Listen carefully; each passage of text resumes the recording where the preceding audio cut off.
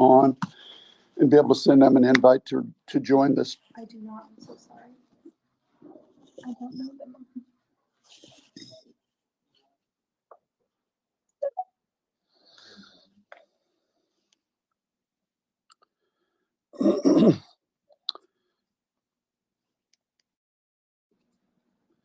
Sorry about that, Chief Gray. We are having some technical difficulties over here. Oh, no. Probably what I should have done yesterday is I should have came down to the Democratic office and made sure that our Wi-Fi was working okay. Oh, So we apologize if we're having some, once my No. phone loses connection, then the whole space will end and we got to start a new one. So just bear with us. If that happens again, we will start a new space right away. And okay. for those people who are on here following, please, again, just send an invite, put it out on your space for more people to know that we're here, and we'll get this started again. So we apologize. We really are sorry that this is happening. And we're hoping that we can get through these technical difficulties. And Joshua, thanks for finding us again. We're having technical difficulties on our side. So please continue to bear with us as we get this up and running again. I'm sending out the co-host invites again and the speaker invites. So bear with us as we get this started again. But we did lose the space because of connectivity on our side. No problem. So you were talking a little bit about your lifestyle or your life.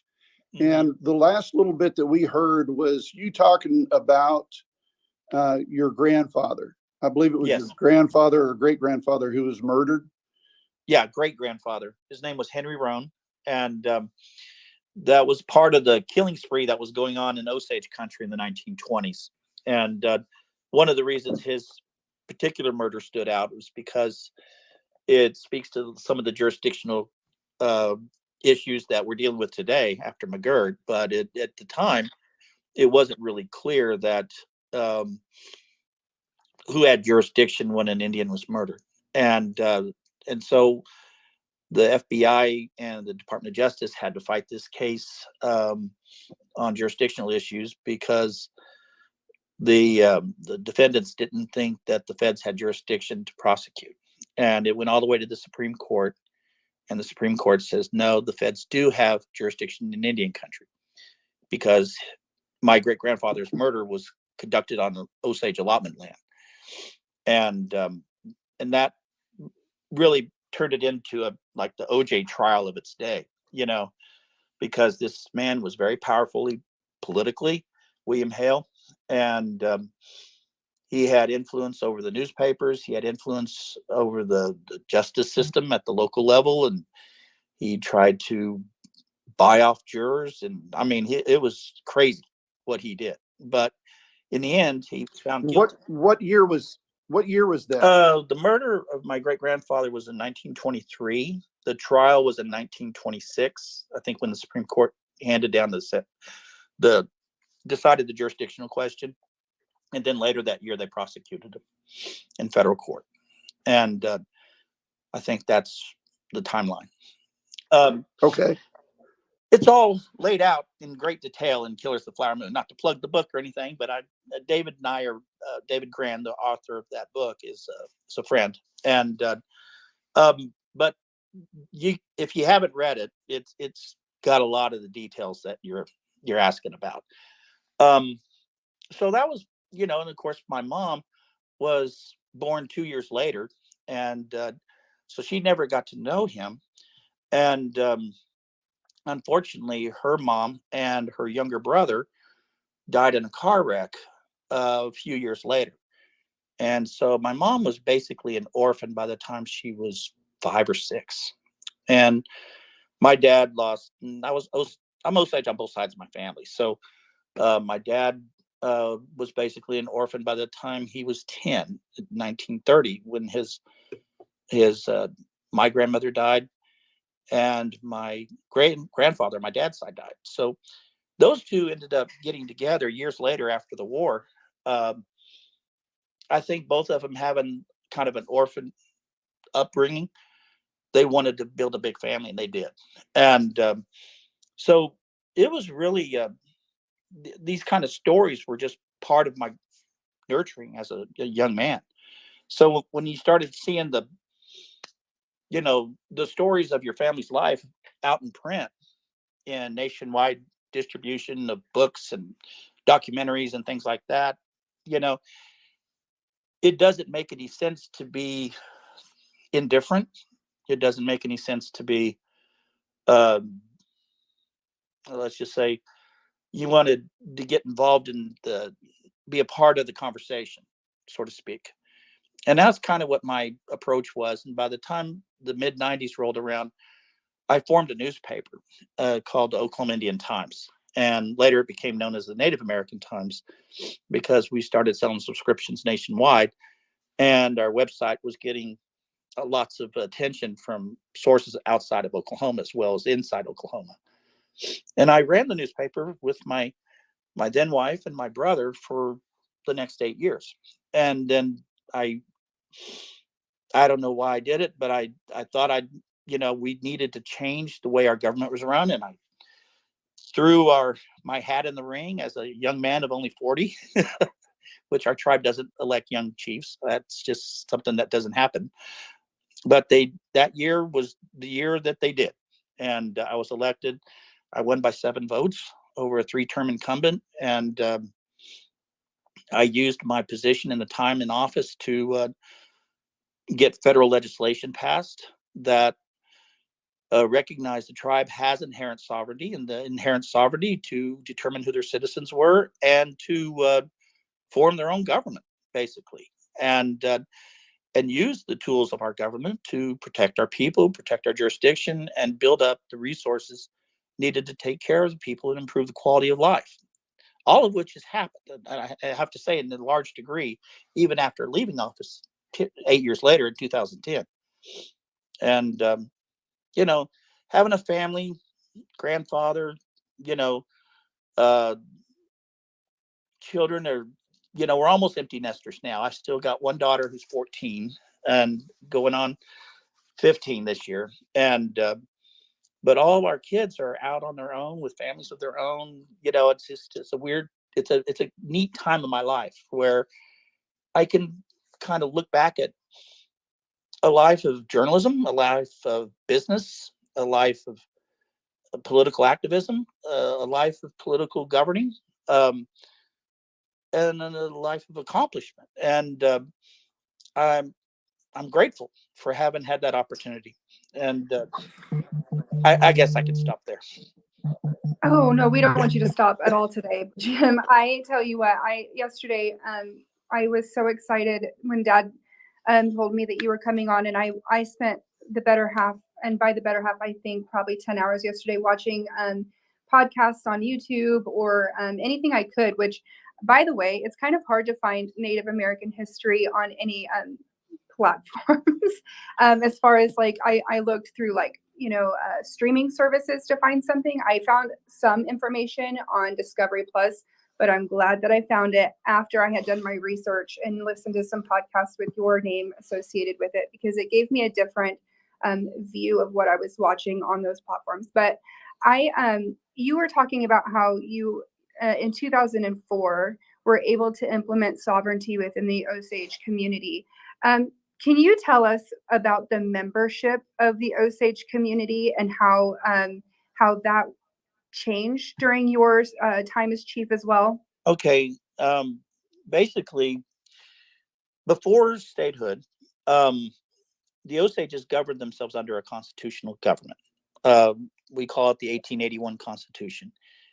And in that government, we were able to provide checks and balances and democracy at a level that the Osage people can, take care of themselves in a way that at a time when it was constantly under threat, with people moving into the communities. And, there was a lot of issues of the move from Kansas to Indian Territory, was causing great strain on the community in lots of different ways.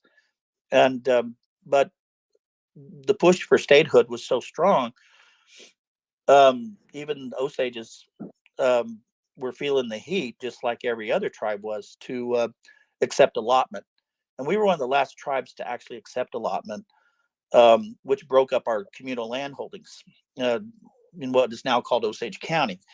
And but we had a different argument that the other tribes didn't get to make, and that is that when we gave up our lands in Kansas, we used the proceeds of the sale of our lands in Kansas to buy this reservation here in Oklahoma, what was now going to be called Oklahoma, and that gave us fee patent property title to it. And so they couldn't really break up the lands, and without us granting that consent, because we had property title to it.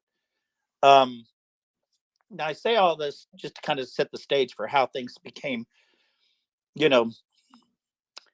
confusing to the outsiders. Is that when we did accept allotment, we only accepted allotment of the surface lands, and you know how they always opened up the surplus lands for white settlement. In our case, because we owned the reservation, we just kept allotting it again and again and again until every square inch of the what is now Osage County was allotted out. So there wasn't any opening for settlement, white settlement in Osage County because of that. Every square inch was allotted to an Osage. But in return, they also abolished the Osage tribal constitution. And so that left us with no way to govern ourselves. And this was done by the Secretary of Interior at the time. And so when Congress passed the Allotment Act, Section 9 dealt with the organizational structure of the tribe and defined the powers of the tribal council, identified how many members of the council, and identified what the qualifications for serving. And then they went on and decided who was an Osage. They didn't trust the Osages to define that for themselves at that time, because what they did was that even though they allotted just the surface lands, they held the subsurface in commune. So the United States government took the subsurface lands of the Osage Nation in commune. So, and then because it wasn't that any one individual owned the mineral estate, all the Osages at that time owned the mineral estate. And so the development of oil and gas on our lands, which was prolific at that time, when it was going to be even more prolific in the 20s, created wealth beyond measure for Osages and created a lot of resentment in the non-Indian community that started to descend into Osage country to set up stores and shops and lease land for grazing, that sort of thing. And we ended up being overwhelmed by 21st century, industrialization. Railroads started to come in, and and all of a sudden we were just overwhelmed, even though the royalties that were coming to the tribal members did not go to the tribal government itself. They were a pass-through for all the money that came off the oil and gas royalties, went straight to the individual tribal members at that time. So if you were an Osage on the rolls at 1906 Allotment Act, you were eligible for one share of 2,229 shares of a royalty interest off the oil and gas that was developed. What they did in 1906 by doing that, they combined property title with political rights, and then they closed the rolls. And when they closed the rolls, that means in the eyes of the federal government, they didn't recognize any more Osages. And this process played out over time, and as each individual of those original allottees passed away, their shares were inherited by their children or their descendants. And over time, the number of shares did not increase, just the number of Osages increased. And so the shares got fractionated over time. So fast forward to 2004, when we were getting this legislation passed, we were down to one original allottee still alive. And there was questions that were being raised by the solicitor's office in the Department of Interior that when the last original allottee dies, in the eyes of the law, reading the 1906 Act, which had not been amended in that section, had not been amended over those years. Does the United States government recognize the Osage Nation because the way they defined it is as long as there was an original Lattee, they would still recognize the Osage Nation. But when the last Lattee dies, that's it. We're gone. The thought of that being an outcome could have been argued in court. We could have gotten a good judgment, but why wait? Why wait for something like that when you can just get federal law passed? And Public Law 108-431 was signed by President Bush in December 3rd, 2004, which recognized the Osage have an inherent right to decide what kind of government they're going to have and who their members are going to be. And the United States government was going to stay out of those questions. As long as they allowed the people who had a head right before will continue to receive one in the future. So that was the legislation that was passed. And from that point, we went and started a constitutional commission, and they put a constitution together, and we passed it by a referendum vote in 2006. We've been operating under that ever since. So that's rather recent as far as history is concerned. We're talking about within the last, 20 plus years. Right. So this is all stuff that has taken place during your lifetime. And also when that was taking place, you were the chief. Right. I was the face of the reform effort. That's for whatever good or ill that brought me over time. It's like, I have this portrait that hung in the Osage Museum, and it's me in standing next to the Constitution. And so, and it's not so much the actual letter of the Constitution that I'm proud of as much as it was an expression of the will of the Osage people, which from this point going forward, even though this Constitution's been amended a few times, it's still the fact that the Osages have the right to amend it without getting permission from anybody. And it's an empowering act of sovereignty to be able to define your future and define who you are and prioritize the resources that you have to meet the needs of your people. It's an awesome and honorable opportunity that you had to be the chief at that exact same point in history that, for perpetuity purposes, that's something that will, that legacy will go down in history among your family and among the Osage people as a cornerstone moment. Yeah.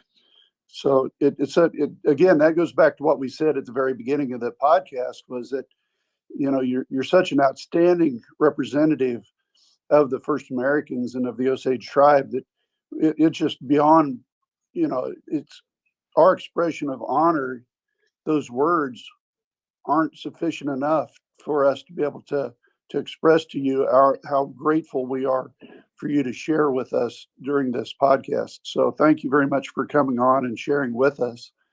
For a point of housekeeping, again, if you're listening and you haven't had an opportunity to share at the top of your Twitter space, right at the very top, there should be an up arrow.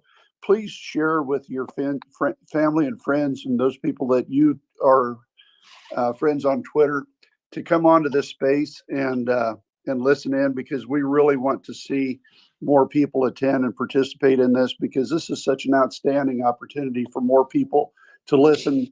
I did something right. The second podcast also has a recording on it, so we'll be able to put this on our Twitter space, and you'll be able to share it on your Twitter spaces as well for people to listen to the recording after this is over with at 10 o'clock. But we do have some additional questions for you, and it's getting ready to get hard hitting too. Okay. So bear with us. Yeah. Jim, I want to just quickly ask you, a lot of, my question for you specifically, just to get started, but to move into this, because Dad says it, but I personally have a lot of respect for you. I was telling him on the phone this morning, I was like, my hands are kind of shaking because I'm so excited to get the chance to talk to Yeah. Chief. Do we call do we call you Chief? Do you call or does Chief stay with you even when you are no longer the active chief? I always try to answer that. I get that question a lot, and there is no one single answer. It's entirely on you. If you want to call me Chief, that's fine. A lot of people call me Jim. I know at one point after I left office, I got a job working in the communications department for the Cherokee Nation, and I was the head of government relations and communications at the same time for Chief Baker. And when I showed up at the staff meetings, everyone would call me Chief, right? And so when Chief Baker walked in to run the meeting, everyone would say Chief, and me and Bill John would both look at each other. Like, okay, in this room, there's only one Chief, okay, and he's right over there. But outside of those kind of awkward moments, whatever you feel comfortable calling me, I'm not gonna be. Well, I am going to call you Chief Okay. because I think maybe just my enlightenment of just the information that I've taken in, I feel like it's my respect to you and the job that you, in your role that you had. But one of the things that is, I think it's just a part of my personal ignorance. And I use that word very almost like just in myself because I didn't educate myself earlier in my life about this, but also our schools are not really set up and they're not going to be set up as far as critical race theory goes to really give the information as it is for the history of your Osage people. Right. And so I personally, that to me is just soul crushing, but I was so impressed when I was reading more about the Killers of the Flower Moon that the author did make changes within the book so that they can be released in the schools per House Bill 1774, so that kids are still able to access the book in schools. But as far as the Killers of the Flower Moon go, there's a lot of information within the book. I haven't personally had the opportunity to read it yet. Again, I did a lot of my research yesterday when Dad and I had the opportunity to talk about who you were and what we were coming here to talk about today. Okay.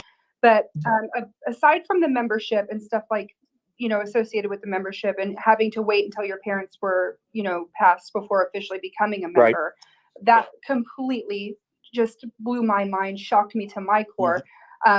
But there's more to it as well, as far as this. I use this word, and I think it's almost a derogatory word in the way that I'm about to use it, in the civilization of the Osage people after, the oil boom within your community. Right. Would you mind sharing just a little bit of what that word looks like to you? The civilization? Yeah. Never had that question posed before. I think what not just Osages, but all tribes who were subject to these federal policies at the turn of the century, the 19th century, of being put into boarding schools, their children put into boarding schools, oftentimes against their will, moved several states away, places like Carlisle, Pennsylvania, beaten for speaking their language, beaten for practicing their ceremonial ways, not being able to go home to see your parents or your loved ones or your community until you were robbed of a youth. An entire generation of Indians were robbed of their youth, and their attempt was to assimilate them. That was the word. And the assimilation policies took the tribal government's power away to protect their citizens.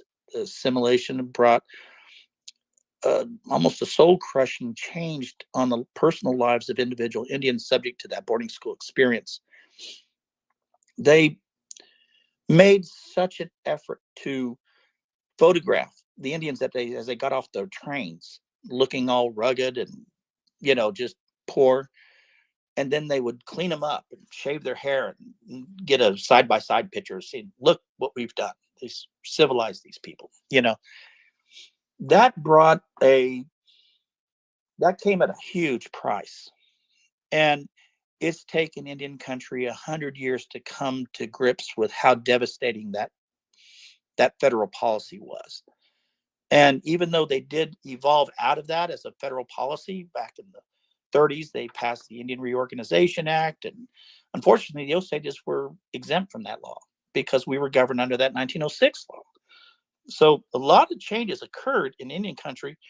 We were not part of that change. We were stuck in that 1906 structure. But we did get to piggyback on some of the policies of the day that allowed us to grow our economy, like opening up casinos and exercising jurisdiction over our sacred sites and graves of our ancestors that were discovered through development of lakes and roads and bridges and things of that nature. And we were able to redefine what our story is. And not by the way an archaeologist defines it, but by the way our own people define it, using our oral traditions as just as equally important as archaeology. And we invested in the education of our kids. They soon became archaeologists themselves. And basically what I'm describing is walking in two worlds. To me, that is civilization for an indigenous person in America. You can't abandon who you were out of just nothing more than respect of the ancestors that sacrificed everything for you to be here. But you have to live in the world that you're in. So you have to be able to take care of yourself in a way that can provide for your family, but not lose those traditions. And as the tribal economies started to grow again in the 1980s and 90s, you saw a lot of Osages come back because that's their homeland, right? But there was jobs and opportunity there where before there wasn't. And that's why a lot of Osages left. There's a whole there's like Osage clubs in Northern and Southern California. There's Osage clubs in Texas. There's Osage clubs in Arizona, New Mexico, and Colorado. And we network with them all the time when I was in tribal government. And I know the current government does the same. And with the internet access, we're putting our language online so people can learn the language. Even if they live in San Diego, they can take the classes. They receive health benefits. They receive education scholarships. And we're using the 7 casinos that we have to fund all that. So the short answer to your question is it's complicated, but the long answer is that we have to live in both worlds. Yeah.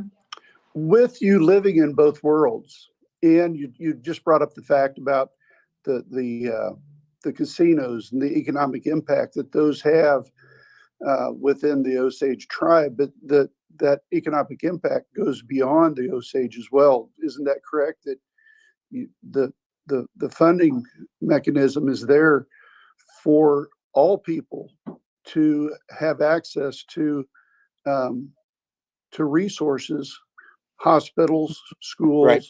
educational opportunities that are. Can you talk a little bit more about some of those things that you have available? Well, because of the trust relationship the United States government has with the 570 Native American tribes in the country that are federally recognized, they are allowed, some obligations because of the treaties that were signed in the years in the past.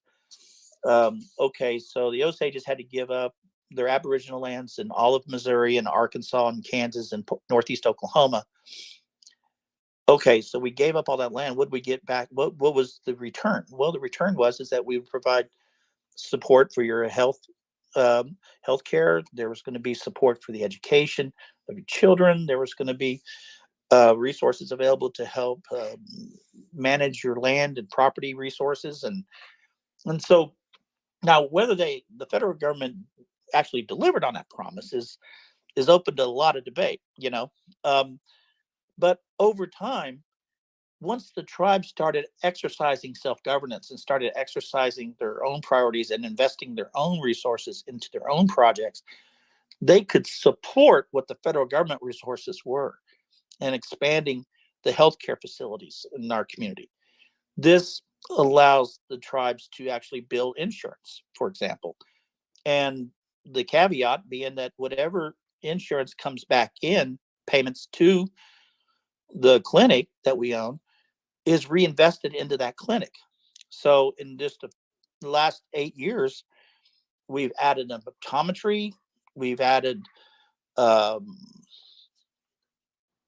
a dental clinic, we've added along with the basic healthcare services, and now we broke ground just about a month ago on building a state-of-the-art brand new facility right in Pawhuska, Oklahoma, and it's going to be 5 times bigger than the existing one.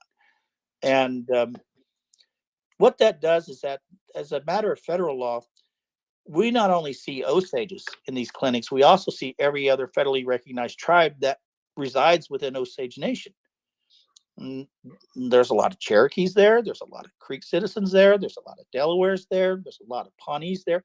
They're all eligible to go to this clinic as well.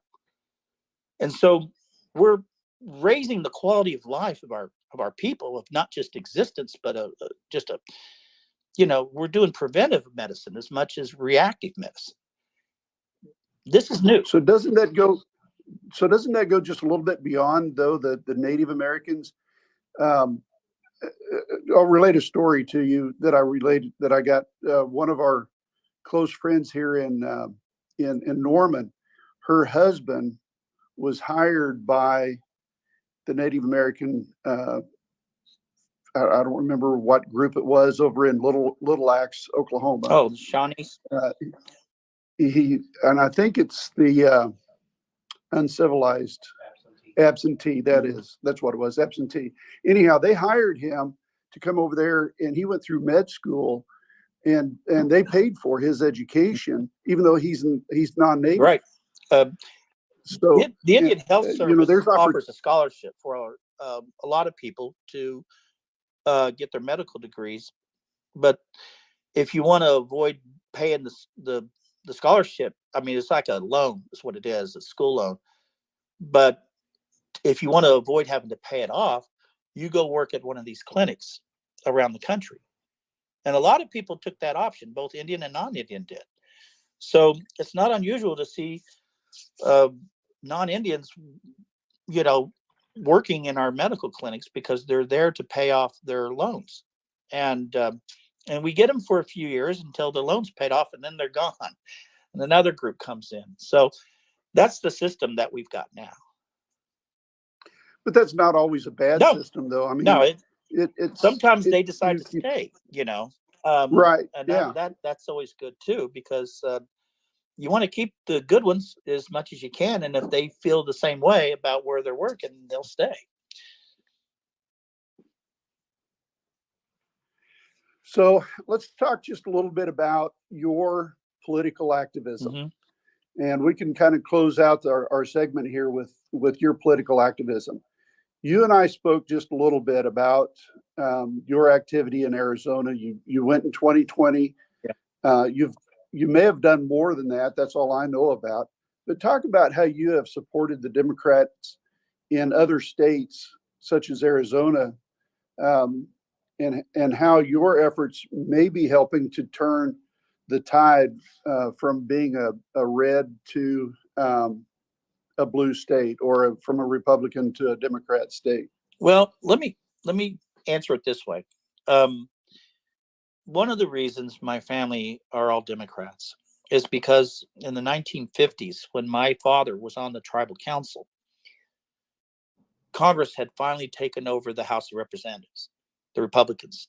And the first thing they wanted to do was to break the trust relationship between the federal government and tribes. So they cherry-picked 3 tribes that they wanted to revoke the federal recognition status. And we were on that bill because of our oil wealth. And 2 other tribes that were also on the bill had timber resources, one in Northern California and the other one in Wisconsin, the Menominee and Klamath. And my parents, on their own dime in the 1950s, given the capabilities that we had, they all got in the car with their tribal councilman and the chief, Paul Pitts at the time, and they went and lobbied Congress and was successful in getting the Osages name stripped off that bill. But the bill that did get passed and was signed into law in that time wiped out the federal recognition of the Menominees and the Klamath. And it took those two tribes at least a generation, maybe longer, to get their federal recognition restored. I think from that point on, Dad didn't have much use for Republicans after that. but Right, um, right. but the thing was, is that was a period of time when they were trying to, you know, turn the clock back, as it were. And so our tribe was, you know, we have a lot of people who are Republican in our tribe. There's a lot of people who are Democrat in our tribe, and a lot of people are just non-political. You know, Right. we're a pretty good reflection of the other tribes in the state. I think because of the oil and gas industry and the fact that it powers so much of the tribal economy up here, there's a lot of people who work in the oil business and the gas business, and they're active Republicans as well. Now, I have the luxury of working in a capacity of of being able to see both sides. And when I was chief, I had to basically check my partisanship at the door when I walked in, because I had to put the interest of the Osage tribe first and foremost in my words and my acts and my deeds. And as a result of that, I networked with Republicans, that part of our Oklahoma delegation. I contributed testimony to Senate Indian Affairs Committee that were chaired by Republicans and Democrats. And I had to work with both bicameral. The House Resources Committee was the one that heard legislation on our bill. You know, in fact, Congressman Frank Lucas is the sponsor of the bill that we got passed when I was chief. And to this day, I still consider him a friend. So in a way, although my personal feelings are what they are, my political activities had to be Osage first. And I had to work with Right. whoever was put in front of me that I had to work with. And so, but once I got out of that role as the chief, it liberated me in a way to become more activist and to speak up more candidly about things like what's going on in state Oklahoma with education. The fact that House Bill 1775 is a direct threat on our children being able to, you know, learn the truth about Oklahoma, to learn the truth about the tribes in this state. And as I gave an interview in the Tulsa NPR station, asked me a question about it, when a school in Dewey, Oklahoma, refused to put the book out in front of their social studies class because their fear was that they were going to get their teacher license suspended and the school was going to lose funding, because they felt that that was a violation of 1775, which if one person was made to feel uncomfortable or upset, then uh, that's all it took to launch an investigation. And Right. Right. so it just wasn't worth the risk for people in the profession to be able to do the job they were trained to do. And you can imagine how discomforting it was for people who were going through something like this, who have to work with a system that has been highly politicized to the point where you don't know what to say. And you saw examples in Mustang and Tulsa public schools getting, you know, sanctioned and whatnot. And the threat is real. These guys really are going after rewriting history.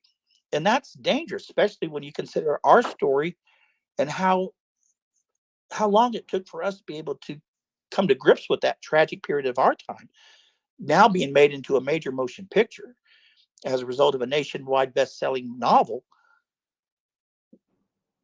And as important as this is, we can't talk about it in school. Now that makes Well, that's absolutely no sense. I don't mean to interrupt you, Jim. I think that is one of the biggest things that I wanted to take away from this conversation with you today. And I'm so glad that you're mentioning it because, you know, last week when we were on our way home from Tulsa, I made Dad listen to some information regarding that House Bill 1775. And I've gathered more information about critical race theory just through knowing our conversation with you is going to happen. Mhm. Because I do think that it is going to try to erase a lot of this history. And I mean, I have a Black boyfriend, and I also see part of his history being erased as well. And so it hits really hard in my home because his children and our potential children, I want to know that they are actually getting the education that they can so that they understand what not to do in the future or what not to accept in the future, or when to stand up when they are being told to sit down. And so I feel like you have a unique role as a descendant in this story that they're going to tell in this in this motion picture. And we know that because they're casting Leonardo DiCaprio and these other Robert De Niro, that they have a unique. It's going to become something that's going to be in every household. Essentially, Right. We're going to see it in commercials. We're going to see it in on our TVs, and then when it's released, it's going to be everywhere. Yeah. But they are also cast in roles of the men who really helped to take down the Osage people during that time. And it's going to glorify the villain. It's going to glorify the villain. If there's anything that you could tell us or put in the atmosphere, just put out there, what is something that you hope people take away from this story? What do you hope to see come from that kind of, just attention for the Osage tribe itself? I think the big takeaway from my conversations with the filmmakers that I've had a few, and they took time to listen to my thoughts and my ideas because I'm a descendant, I'm a former chief, and they wanted to make sure that what they did was respectful to the Osage people. And because of that, and other people that they've talked to within the tribe, the current chief and his staff, and a lot of people in the community have taken part in front of the camera as extras and some speaking parts, and then people behind the camera, makeup, clothing design, and what the Osages wore on a daily basis in the 1920s was done with direct consultation with Osage artisans and craftsmen. Set design was the same way. What did an Osage home look like back in those days? And they didn't know. They came to us with those questions, and they used Osage language instructors to help teach these people, the actors, how to speak Osage so they can render their lines in the language. And there's so many. That's incredible, considering it was a dying. Yeah, it was a dying language. I know, and it's one of the things we did when we got casino money coming in. We were able to prioritize those monies to saving our language, developing a curriculum, and get it taught in the public schools up here as an elective. The conversation that I had with Scorsese was at an event that he came to in Pawhuska, and this was before he started shooting the film, and it was right before the pandemic. It was in November of 19, and that's important because the pandemic shut the entire film industry down for almost a year, and but at that point, he was just responding to a letter that was written to him by a group of people that live in the Gray Horse community in Osage country, where the events in the movie are going to take place, and the town of Fairfax. And so we had this meeting. We cooked him a traditional Osage meal. He brought his whole team with him, and he listened to various speakers of the tribe that came up and talked to him about, the role of women in the Osage community are not victims. We're people who hold the ceremonies. We feed the children, we raise the children, we teach our lessons, and we're not victims in the sense that people think, based on previous novels that were written about that period of time and previous treatments. We're like two-dimensional characters. We're wealthy Indians that had no business with that money, and they need to be killed, and no one's going to lose any sleep over it. And we were hoping that that would not be the case in this movie, that you would take the time to understand the culture behind the book, so that the story, the viewers, the audience will watch this movie and have some empathy for the challenges the Osage people went through, because when they do eventually get murdered in this story, at least the audience will care, Right. Exactly. It was profound in the sense that you could see his obvious reaction to what was being said. had an impact on him. And he took the mic and thanked everybody for their hospitality. And when I had a chance to speak to him, I challenged him myself. I said, the biggest motion picture movies with a Native American theme are Dances with Wolves, Last of the Mohicans, and Little Big Man. And all three of these things have three things in common. One is that they were written by a non-Indian. Two, they required a white savior to save the Indians. And three, they're fiction. Right. This is nonfiction. The descendants of those in this book are in this room. Right. We don't want you to fail, sir. We want you to do a movie unlike anything Hollywood has ever done before. Yeah. So have you had an opportunity to what do they do? A pre-screen. A pre-screening of the movie. Have you been able to be invited to see the short edit or anything like that? I was at a funeral of a very close Osage friend about a little over a month ago. And I ran into Chief Standing Bear there, and we talked for a minute. And he mentioned to me that he got to see a very rough cut of the film back in December. And it didn't have, the soundtrack wasn't finished yet, but they wanted to see if they captured, if what they put on a screen is acceptable. And I asked him, I said, well, was it? And he was like, well, for the stuff that I was concerned about, the clothing, the ceremonial observances, the language, the appearance, the customs, things that I knew as an Osage myself growing up, I knew what to look for. On that front, I'm happy with what they did. Okay. And I said, what about the other stuff? And he goes, well, that's Hollywood. So yeah. And like you said earlier, here we are again. We could be faced with another movie that depicts a white savior, and I sure hope that isn't the outcome. I hope that the true outcome is actually reflected in the movie. One of the things that happened was that after that dinner we had with him, he announced that he was going to put off production until he had some time to rewrite the script and take into account what we were doing, what we were saying. And then the pandemic hit and it shut the whole industry down.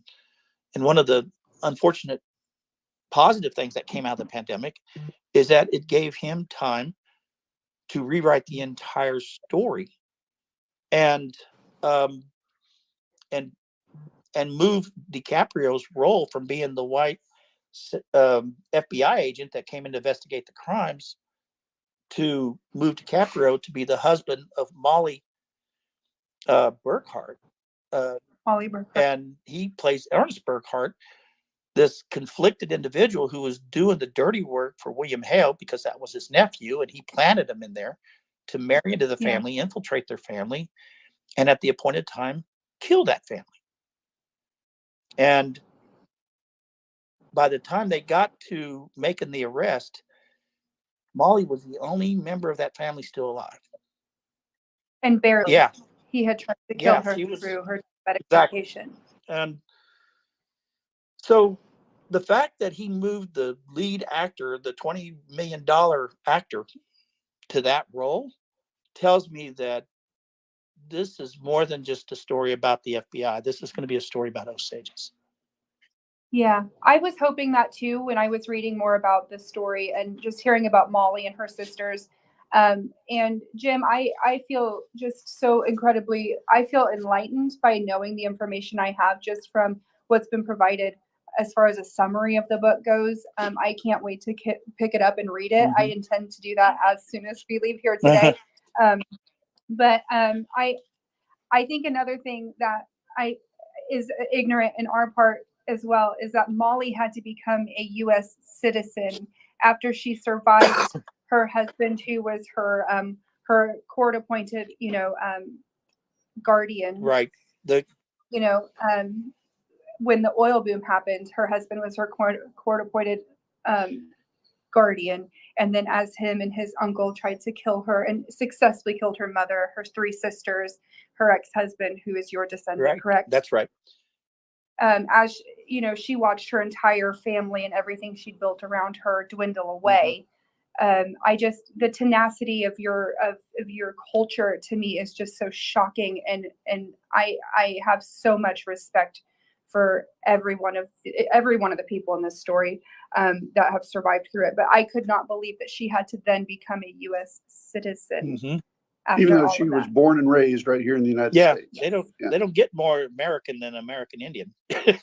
Oh, no kidding. No kidding. Exactly. But let me put a plug in for a podcast that I encourage anybody listening to pick up on. It's produced by Bloomberg, and it's called In Trust, and you can find it anywhere you listen to your podcast. And this podcast series of 8 episodes was done entirely on this story that we're talking about, and it delves into deep research and interviews with people of all stripes that had been impacted by that period of time.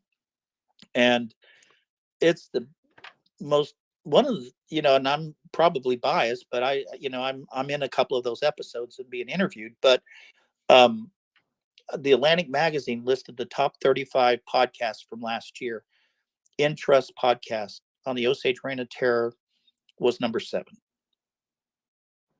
So with that in mind, we have one of our friends, our Twitter friends, Joshua Williams. He has posted that down below our Twitter space. On this Twitter space, he has posted that link to the Bloomberg.com In Trust podcast. So for anybody who is listening, you can link to that after we get off this. You can go to that. I will definitely be listening to it today, and I look forward to that. Jim, this has been such an outstanding podcast. I mean, an interview conversation that we've had. We need to have you come back as another guest at another time when it's convenient for you. And we need to continue to have this conversation because your activism, we didn't talk about what you did in Arizona. Oh, yeah. We haven't talked about, I know. Some of those other things that were so impactful. Local matters took precedent. That's exactly. And that's one of the pitfalls of being constrained to a short period of time. But hey, we can do this again if you're willing to do Certainly. it. And we'd be glad to have you come back. I do have some housekeeping that I need to take care of. Number one, Steve Holcomb, the co-founder of Coffee with Democrats with me, he could not participate today because he had a board meeting that was he had to oversee. So he wanted to express his apologies for not being on here to be on this podcast. He's a friend of yours, an acquaintance, somebody that you've grown up around there in Pawhuska. And he apologized that he could not be here. And the next time, whenever you do come on, I know that he'll make an extra effort to be on here. The second thing, or a couple of other things we need to talk about, is the upcoming Coffee with Democrats activities. So next week on March 2nd, we do have an outstanding opportunity for another great speaker to be able to come on here and have a conversation with us. Jim, you'll be interested in this one because she joined us yesterday when we were doing our test, and that's Gina Nelson is going to be with us next weekend. I'll listen to that. So we are so excited to have Gina. We want to catch up with her, what's taken place since the election, and what her take is on the current superintendent of public education for the state of Oklahoma and his crazed antics that he's going through. The following week is going to be another northeastern Oklahoma guest, and that's Dennis Baker from right down there in Tulsa. He's an attorney and a former FBI agent. He was involved in the bin Laden investigation. We are really looking forward to that one. That one's coming up on March 9th. So that's another podcast that we encourage everybody to come back and or conversation that we want everybody to come back and listen to live with us, because we're really excited about Dennis. He is becoming a very outspoken advocate in Oklahoma. and he's challenging the narrative of Ryan Walters. He's challenging the narrative of Carly, the governor's spokesperson, and he's also challenging the governor specifically. This guy is he is on fire right now with his challenges of some of these the nonsense that's coming out of Oklahoma City, and we can't wait to hear his take on it and have a very thorough conversation with him. So, takeaways, Jim, before we jump off. If you have things that you want to make sure that we cover before we leave. One of the things that my activism, I guess, helped bring about was a unanimous resolution out of the Osage Congress after the Dewey High School experience of not teaching Osage history in public schools, was the unanimous resolution calling for the full repeal of House Bill 1775. And it was picked up by the 5 civilized tribes, which combined with the Osage make up about 80% of the Indian population in the state. They too passed a resolution calling for the repeal of 1775. And I think the Kiowa tribe did it as well. And so I feel like, the Osages aren't going to be innocent bystanders. And I don't think the tribes in Oklahoma are going to be innocent bystanders if they really try to make good on these promises of whitewashing the Oklahoma history. So I'm well, that's definitely very interesting points that we want to make sure that we carry on and keep forefront in our efforts, because we are supporting in the absolute repeal. We're very good friends with a lot of legislators here in Cleveland County. We've got Mary Boren, we've got Jacob Rosecrans, who am I forgetting? Jared Deck, Annie Mins. We've got all of these great Democratic candidates and representatives and senators here in Norman who are going to help us challenge 1775. And we can't wait for, to get into the trenches and really start, beating that up, because that is it's a legislation that's based totally on hate. Yeah. That's all it is. So thank you for joining us today. We have had an outstanding conversation with you, and we are just really looking forward to jumping to the next opportunity to speak with you again. Like I said before, every single time that I have a conversation with you or that we converse on in writing, I can't wait to meet you in person. I know that we met in person when I was in Pawhuska, but we didn't know each other. So we've got to revisit that again, and we've got to spend some time. I'll make a trip to come up to Pawhuska, this spring, whenever the weather gets better, and we'll have that conversation. We'll have a cup of coffee. Sounds great. Thank you for inviting me. So, thank you. And thank you for everybody who jumped on here and listened and participated with us today. We really appreciate all of the followers of Coffee with Democrats, all the people who listened today. Sorry about the technical difficulties. That's just part of Twitter. I'm blaming everything that happened on Elon Musk. So join us next week when we come back with Gina Nelson, and look forward to having everybody the next time. Until then, everybody, please be safe. Thank you.